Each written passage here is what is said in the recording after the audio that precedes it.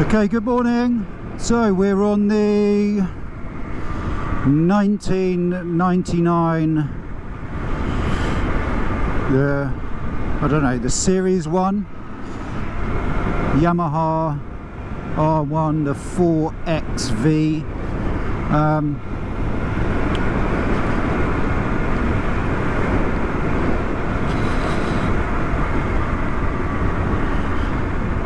We're a bit of rubber in the road.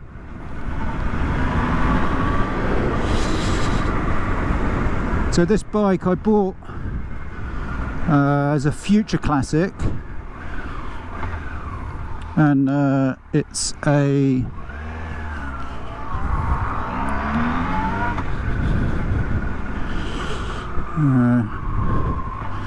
I bought this bike as a future classic.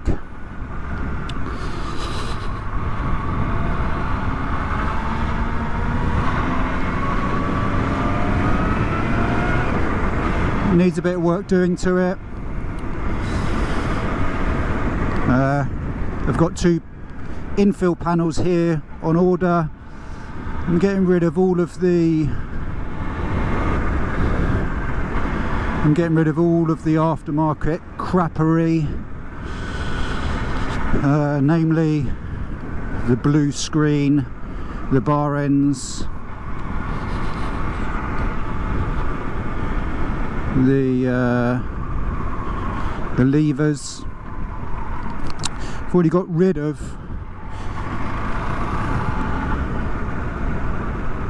a lot of fake carbon already.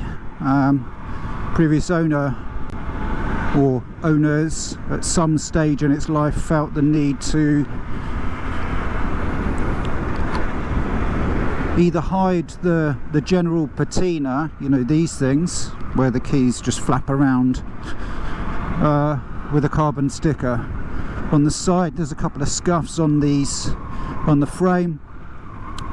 Again, rather than address it, which probably would have cost the same, they felt the need to stick fake carbon all over it. Now, I get why some people add carbon to their bike, especially if they're racing them and it's for weight saving, but to add over the top fake plastic carbon effect not only adds weight, but it makes the bike look a tad tacky, in my opinion. And of course that is just my opinion. I'm going to keep the gear selector, which does have some water residue in it, likely from me yesterday.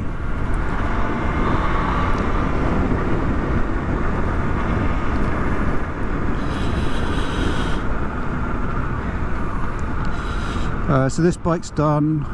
Ooh.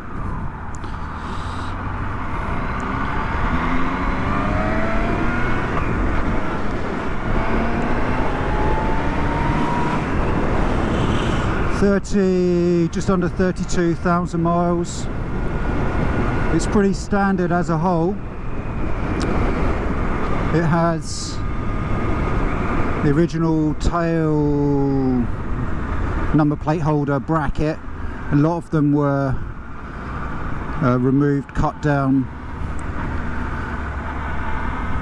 It has the original exhaust. And again, a lot of original bits on it. None of the panels have been replaced, although some of them have been damaged. But that's where I'm off to now. I'm off to go and see Jamie at Prestige Paintworks in Worthing. He's looked after a number of my classic cars and bikes over the years. And I'll add a link in the description below. He's very good, in my opinion. So we're going to go see what he says.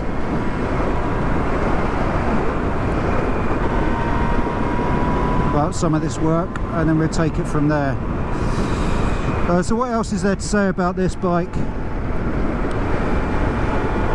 I think it's just an honest bike. Yeah, 31,300 miles. Everything appears to work on it.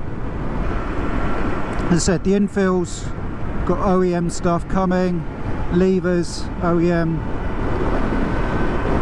And the mission on this one is to get it back to as much as I can as possible, cost effectively, because it's like all these things, you can throw endless amounts of money at motorcycles or cars or anything really in the attempt to restore it to its original glory, and in the process actually supersede the value of the vehicle and or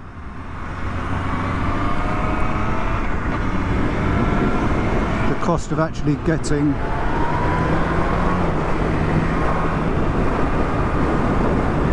one that's already done.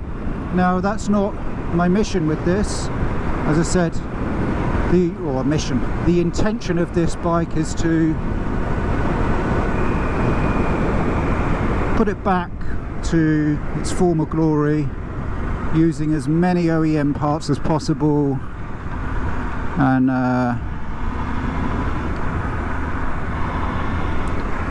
taking it from there. Now, one thing about these, they were acclaimed 150 brake horsepower from factory. Doesn't have any of the modern day electrics, you know, keeping it on the road and in the corners and upright, let's say the modern bikes do. I would consider this possibly the first modern day superbike. It wasn't obviously the first superbike, but the first modern day superbike of the time. Was in competition with the CBR, the Fireblade. I've owned one of those. They are very different, but this is fantastic. It's a fantastic bike. It was fantastic. It still is fantastic, and certainly when jumping on it, you don't feel like you're on something, you know, that's over 20 years old at all.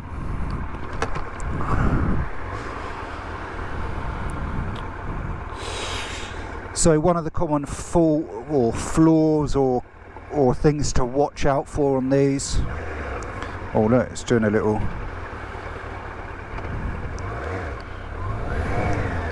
spinny thing, is between first and second gear.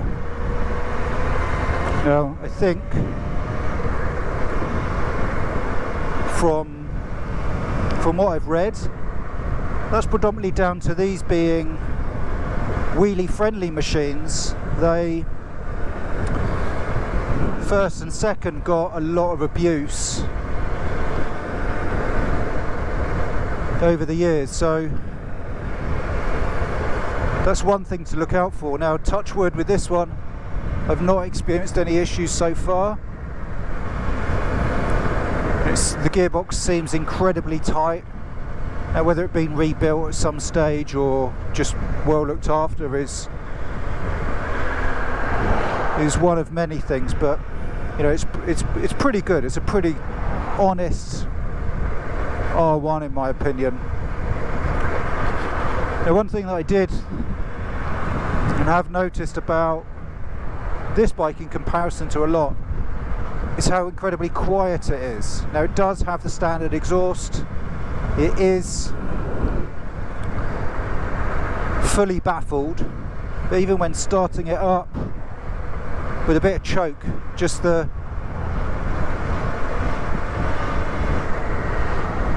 lack of noise pollution is something really refreshing over the everyday bikes. And here comes the rain. Ugh.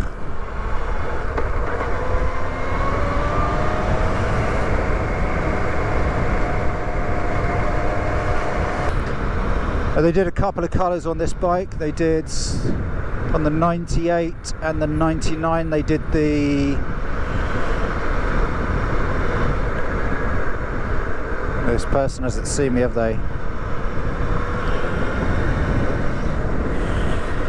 The 98, 99 they did the blue, and then the white and red. Now the white and red in this current market, as at 2023, are demanding a little bit more money. I think £500 more for a clean one. You can pick up slightly higher mileaged ones for around about the £4,000.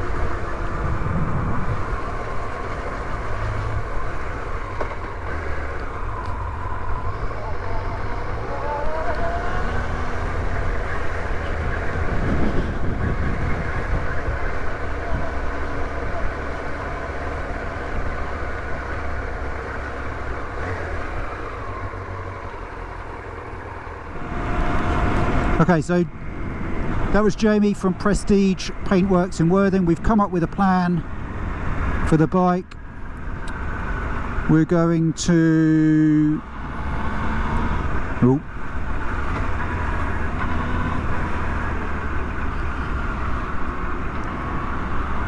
We're going to get the wheels done. And that's probably going to be a job for the winter.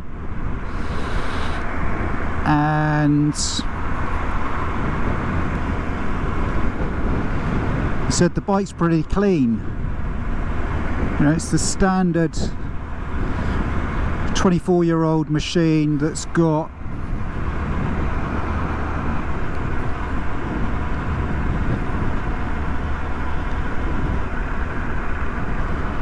you know 30,000 miles on it, so it's not going to be mint